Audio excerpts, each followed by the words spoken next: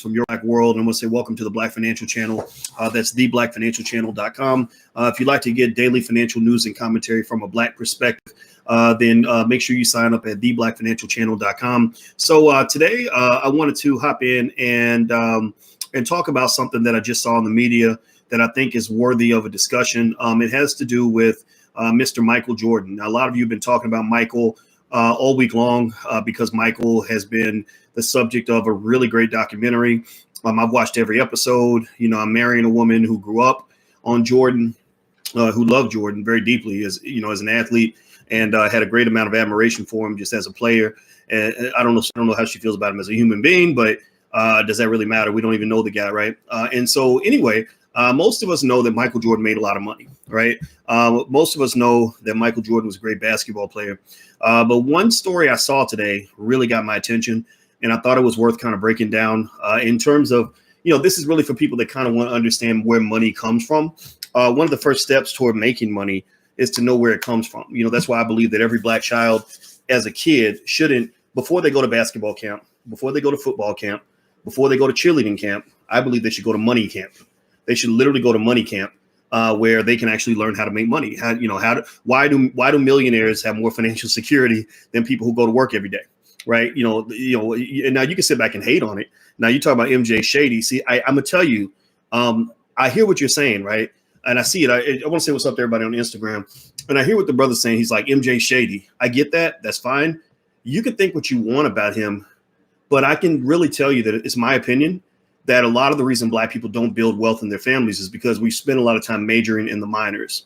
We spend a lot of time majoring in the minors. I think a lot of times we focus more on whether we think a person's a good person or a bad person than whether or not we can benefit from something we can learn from that person, or whether or not we can make a business deal with that person. Right. And I think that this emotionality, I call it, I'm not going to be crass. It's too early in the morning for me to start cussing, but y'all know what word I'm about to say. It started with a B. I'm not going to say that. But I think we're a bunch of punks when it comes to economic competition. I think that part of our problem as Black people is that, when we first start off, first thing they teach you when you're Black, first thing they teach you in most white school systems is that being Black is the same as a disability. They put you in the category with anybody who's not a white male, right? You're in there with gay people. You're in there with feminists. You're in there with disabled people. Right. You're in there with illegal immigrants. Right. They throw you in a bucket of all the people, the senior citizens. Right.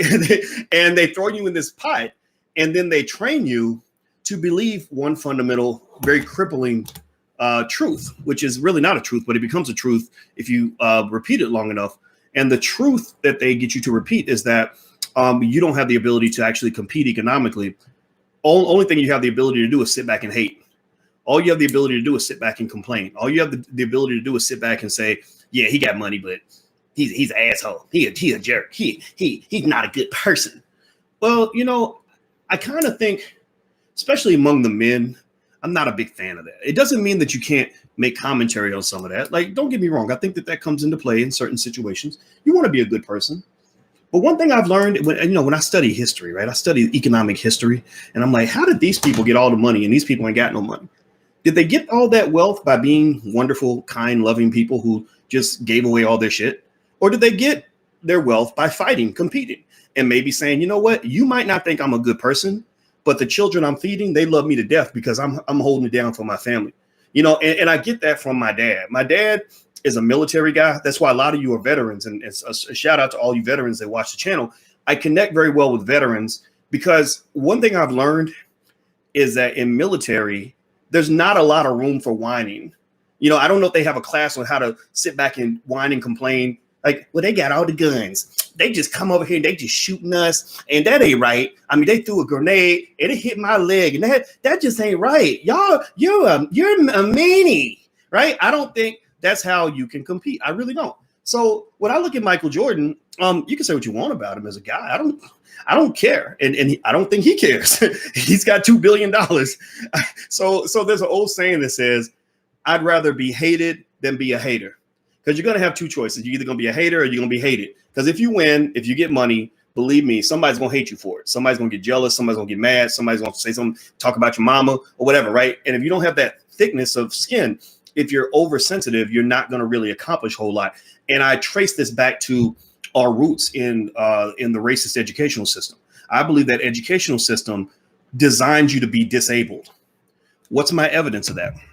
And I'm going to talk about the Michael Jordan specifics in a minute. There's more to talk about there, but I'm going on a stream of consciousness here. Do me a favor, please hit the thumbs up button, and make sure you subscribe to the blackfinancialchannel.com. You can follow me on Instagram at The Real Boyce Watkins. My other Instagram for the Black Financial Channel is the Black Financial Channel, so you can find it there as well. And also don't forget that tonight we're starting our investing masterclass. So if you want yourself and all your kids to know everything you need to know about investing and stocks and everything else, I wrote my whole dissertation on that topic. I spent many years studying this. I taught probably 50 or 60 college level classes on this. So I know what I'm talking about. So, and it's a great class. Everybody loves it. So feel free to go to drboycemasterclass.com. We start tonight. That's drboycemasterclass.com. And even if you enroll late, you can still watch the recordings. Or if you can't make the class sessions, the recordings are still available.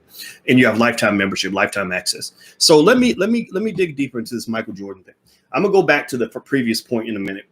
So to give the specifics, basically David Falk, his agent, told a story about how Michael Jordan, what time does it start? It starts at 8 Eastern.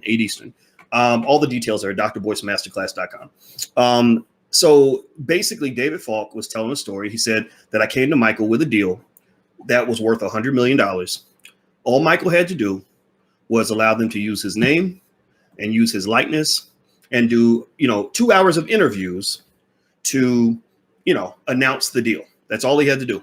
After that, he's done. After that, his image, his likeness does all the work for him, And so that was interesting because I wanted to dig into that a little bit so that people could understand why it makes perfect sense to pay Michael Jordan $100 million for 2 hours of work. One time I was watching this TV show. A long time ago, I always wanted to know how billionaires think. I'm a believer that billionaires and millionaires think differently from everybody else. You can't tell me any different. It's like the same way obese people think differently about food than people who run marathons, right? There is a difference in thinking, or the way basketball champions think differently from the scrubs at the end of the bench. There's a difference in mentality, right? So I always wanted to be a winner, so I studied the billionaires. And one thing one billionaire said that was really interesting is he said, being a billionaire, it's not about labor anymore.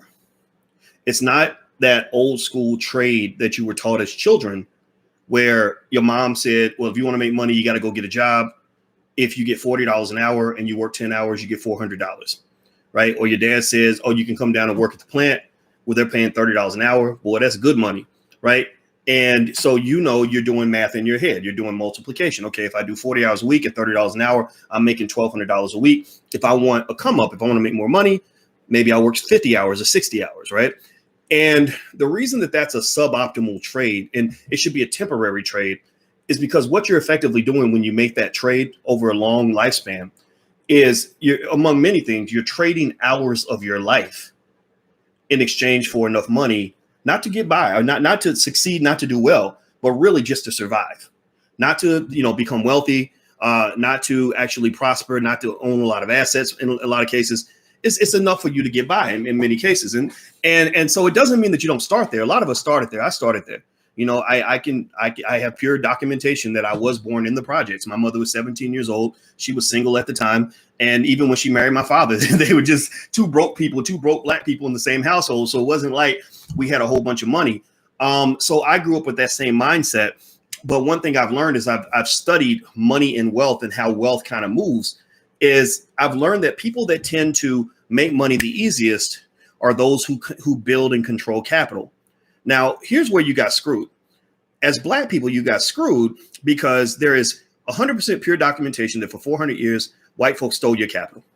That's real. If you're one of the Joe Biden fanatics and you're here to tell me how great Joe Biden is, or to cuss me out because I'm not voting for anybody in the next election, then go get Joe Biden to do a, maybe $1 trillion capital transfer into the hands of the Black community, and he'll get my vote, right? If he doesn't do something like that, then I'm not really interested. I'm interested in things that are truly transformative. Now, in terms of understanding that, that your capital was stolen. That you were killed for your capital. Besides, dating a white woman, the other best way to get lynched was to be a Black man or Black woman who owned a business or who owned some land.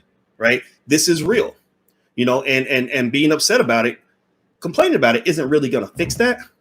I think that even if you're demanding that people do something about it to redress that, you have to ask yourself, why have you brought it up repeatedly and brought evidence and documentation of that to them every single year? But every year they act like they don't hear you. Every single year they act like it doesn't matter. Well, the reason I speculate is that the reason that they act like it doesn't matter is because, Black people are wimps. I really believe that. I believe as a collective, we scrap and we whine a little bit. Black lives matter. Y'all don't like us. You don't care about Black people, right? Yeah, y'all mean. And then they say, well, if Trump gets reelected, he gonna kill all y'all. And then we're like, okay, souls to the polls, y'all. We got to vote. We got to get Trump out of office, y'all. So you've totally let go of the core mission because you're settling. You're no different from the woman who dates, the raggedy alcoholic who weighs 400 pounds and makes $5 an hour. Like seriously, like you're out looking. You're like the woman. She's out looking for a Prince Charming and trying to date somebody that's worthy of her stature. But sometimes the temptation to settle is pretty strong. Some of y'all know exactly what I'm talking about. And that's what you do. You settle because just like that woman, you may have some self-esteem issues that you need to address, right? So I don't have a self-esteem problem, not that I know of. And based on my lack of a self-esteem issue, I have no problem telling the Democrats, gosh, damn, that's really, man, you mean if we don't vote for y'all going to have 4 more years of Trump? Woo, that's going to be painful for y'all. I guess y'all better do something for the Black community so we can have a reason to vote for you. God, I would love to vote for you, Mr. Biden. Joe, I would love to show up. I would love to get on my podcast and say, everybody, I'm going to vote for Joe Biden today because he's the best candidate that there ever was. But sorry, Joe, God dang it. I just can't. I just can't do that. And I need you to help me to help you. I need you to help me to find a reason that I should tell, my few 100,000 Black people. I ain't nobody. I got a few 100,000 followers. That's more than zero, but I'm not Kanye West. I'm not important like a rapper or something, right? Because our community, we listen to the rappers. That's why you fall behind financially, is because you get your financial advice from rappers, by the way. That's not a good move, but not most rappers. Some of them are pretty smart, but most of them, they're good rappers. They're not so good at leading communities, right? So here's the deal. The reason that Michael Jordan was able to get $100 million for 2 hours of work is because he spent 25, 30 years building capital. He built a capital base. What is his capital base? His capital base is his brand. Jordan couldn't have got a deal like that in 1983. He had to play a lot of basketball for a lot of years. And now his brand, his likeness is worth probably $1 billion or more, probably $2-3 billion. His net worth is $2.1 billion. So that's why he's able to make money without working, because when you're making your money by working and you're trading hours of your life for money, what you're doing is you're using what is called human capital. Human capital is a problem because human capital is depleting and is very expensive, especially after you get past that 20, 30, 40 hour a week mark. Now, think about this. Imagine if you are a hustler and you work 40 hours a week for the white man, and he's paying you a certain amount of money, whatever he's paying you. That means you're giving him 2,000 hours a year or 20,000 hours in a decade, or about 80 to 100,000 hours of your life that you're trading in exchange for your ability to pay your rent.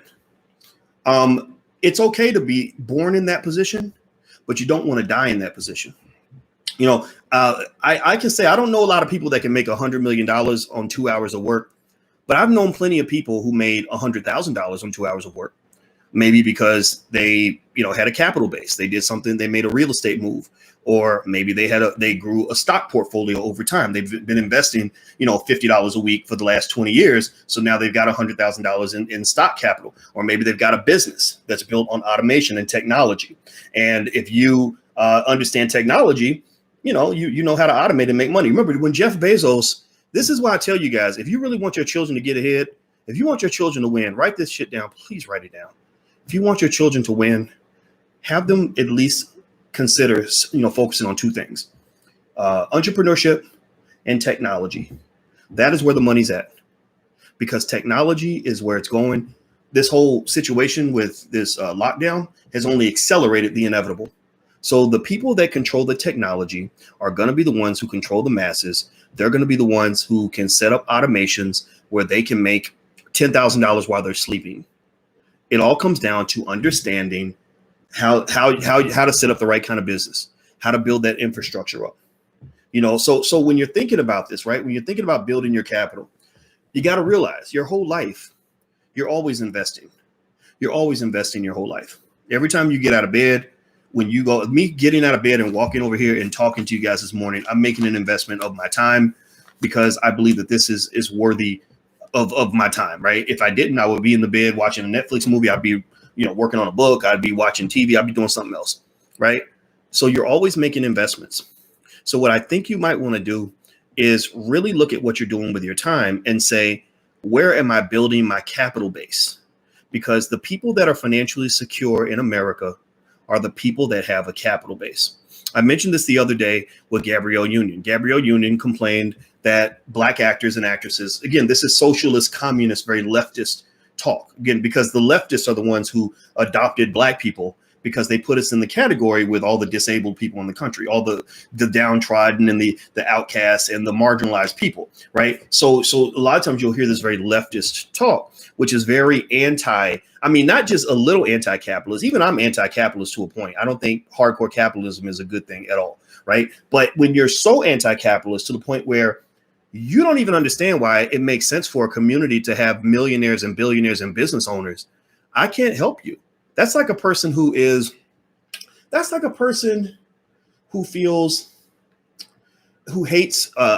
sugar so much that they will eat nothing that has sugar in it, even something healthy, or whatever, right? Or someone who believes in exercising so much that they exercise 25 hours a day, right? There's a point where you go over the top. There's a point where you go too far. And the reason I say that is because Gabrielle Union, one of the biggest flaws of Gabrielle Union's whole argument, because she made this argument, she said, Black actors in Hollywood, they're living paycheck to paycheck. They should be paid more money. I've heard that conversation. That's that's leftist, socialist, communist, democratic socialist talk. She's probably a member of the Democratic Party. I'm not a member of either party. I just want to make that clear. And so I can pretty much predict what her opinions are going to be on almost every issue, from illegal immigration to transgender issues to feminism to everything, right? It's very predictable. That's what America has become, a very predictable society. But here's the problem. Gabrielle Union forgot one important fact. Gabrielle Union forgot that she is not white. She forgot that she's not white.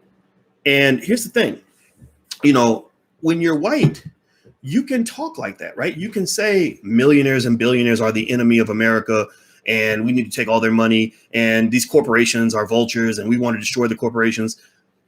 But that's easy to say when you have a lot of millionaires and billionaires backing up all your damn initiatives, right? I mean, think about this. I mean, if you're really anti-capitalist to the extreme, well, then why are you trying to go work for a capitalist on every week? Why are you going out on every Monday auditioning for job interviews with corporations? If you think that all businesses and all millionaires and billionaires are bad, then why are you taking funding from George Soros? George Soros is a billionaire who's a liberal who understands the importance of an economic engine. He understands Dr. Claude Anderson better than most of us do, because he understands that no matter what your agenda is, you need an economic engine behind that agenda. So don't get it twisted. When you hear liberals talk about, money is evil and the dirty capitalists and the dirty corporations, they're speaking from a position of privilege. They're speaking from a position of white privilege, right? White privilege means I can be some, white liberal Harvard professor speaking about the ills of capitalism, right? But I'm sitting at a university that's got a $40 billion endowment that's going to make sure I get my $250,000 a year salary every year, right?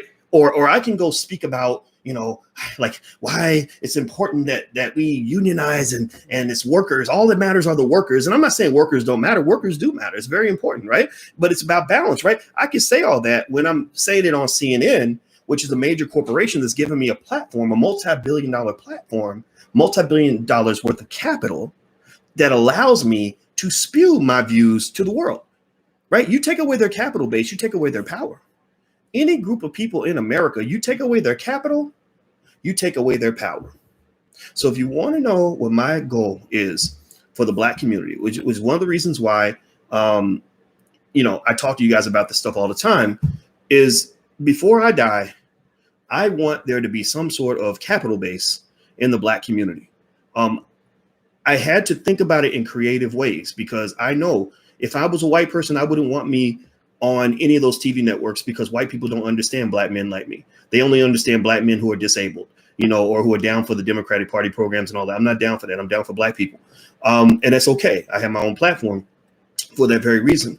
But, one of the things that I realized is I said, if we want to build a capital base in the Black community, instead of starting on the institutional level, because white folks have that. They have think tanks, which are worth hundreds of millions, if not billions of dollars. They've got media outlets that are worth billions of dollars. The Jewish community has banks that are worth billions of dollars. They've got Hollywood that's worth trillions of dollars. They've got universities that are collectively worth trillions of dollars. So they're caved out financially. Even Bernie Sanders, as liberal as he is, makes over $1 million a year. And he only gives a tiny amount of that money every year to charity, just in case you want to. So Bernie Sanders, I'm not saying he a gold digger, but he ain't messing with no broke. You know what I'm talking about? Like, for real, like Bernie Sanders, I'm not trying to say he's a gold digger, but Bernie Sanders ain't trying to walk around here broke. So what I think is a power play for the community is this. There are three ways that people get wealth in America, right? When you talk about Michael Jordan, making $100 million in 2 hours or whatever, that's a big goal, right? That's hard to get to. But I know a lot of people who can make $100,000 in 2 hours. I've seen that happen. I've seen people even make $500,000 in 2 hours just by understanding technology, understanding business, things like that. There are three ways that people make money in America. One is through entrepreneurship, owning businesses. The other is through the stock market, which is why I will fight you to the death if you run around here telling Black people that the stock market is a scam. Is it a scam? Yeah, probably. I mean, the whole country is rigged toward rich people. But I can show you all kinds of data that shows that there's no period in American history where if a person didn't consistently invest in the stock market over a 10-year period and diversify their portfolio properly, that they didn't make more money than they had when they started. So again, when you're majoring in the minors, you're missing out on the major opportunities. When you're sitting on the sidelines throwing peanuts, from the peanut gallery, you're still sitting there broke. Don't listen to people who are sitting around broke complaining about solutions. Ask them what's a better solution. Give me proof, give me mathematical proof. Show me examples of something that actually works. Because right now, the biggest examples you guys get are Kanye West selling, these Adidas sneakers and Michael Jordan selling Nike sneakers. That's not a feasible outcome for most people. So the three ways people make money: entrepreneurship, owning stocks. I gave you guys access to the $5 a day investing plan. That really does work. If you do that for 30 years, if you had done that from 1990 to 2010, over a 30-year period, you would have somewhere between $200,000 and $250,000 in liquid wealth. So if you were poor in 1990, you were not going to be poor in 2010. You would be liquid, you would have wealth, you would have a financial base, and all your friends would hate you and get mad because they would swear that you got lucky and that somehow somebody left you all that money. Right? Because that's what people do. They either get on board or they sit back and they talk smack about the people that actually implement action for their family. The third way people make money and get rich is real estate. Donald Trump, if you study the history of Donald Trump's family, I went back 100 years and studied his family. The turning point for his family, he could have easily been just another laborer. His father, Fred, was a carpenter. And Fred decided, wait a minute, I don't want to be a renter. I want to be an owner. So Fred, instead of fixing up people's apartments, Fred started buying apartments. He bought one and then he flipped it and bought another one and bought another and bought another. Next thing you know, he owns all these units in New York City. And then the other thing that happens is if you're in the game, then as the game changes, when you're prepared, you're able to reposition yourself to take advantage of big opportunities. So for example, I know somebody who during this particular lockdown saw that as an opportunity to make a major corporate acquisition that he could not have made during any other time. He smelled that there was financial distress. He was negotiating, with somebody about buying a company. When all the stuff happened, when the lockdown happened, he saw their cash flow sink and they were in distress. So he made the move. He made an offer and they bought and they sold the company, right? So he was able to buy the company on the cheap because he was aware that an opportunity opened up. Now, whether you think that makes him a bad person or a good person, I don't know. I personally think that in the game of power, power doesn't really have like any sort of clear morality to it. It really doesn't. It's like you have a choice. You either win and everybody's mad at you, or you lose and you just get to complain about the winners. So it's a matter of you kind of deciding, like, do you want the moral high ground of complaining, or do you want to just win and say, you know what, I don't care if you like me or not. Me and my family are good. So that's how Michael Jordan made $100 million in 2 hours. He built a capital base, and now he can make money in his sleep. Michael Jordan will never have to work very long, ever. Like, he'll never have to work again, really. Neither will his kids, his grandkids, or his great grandkids, because he actually did a pretty good job of holding on to the money that he had. So anyway, I'm going to go, guys. Do me a favor, hit the thumbs up button, hit the share button, hit the subscribe button. Also, don't forget, tonight we start the masterclass. It's going to be at 8 p.m. Eastern. So if you'd like to join us, if there's still time, feel free to go to drboycemasterclass.com. That's drboycemasterclass.com. So take care, guys. And by the way, if you're in significant financial distress or something like that, we actually have a payment plan. So feel free to look at that option as well. So feel free to go to drboycemasterclass.com. So I'm going to go and eat some food and lay down a little bit because I'm still kind of getting better from being under the weather. So have a good day, everybody. Thanks for listening. Talk to you soon. Bye-bye.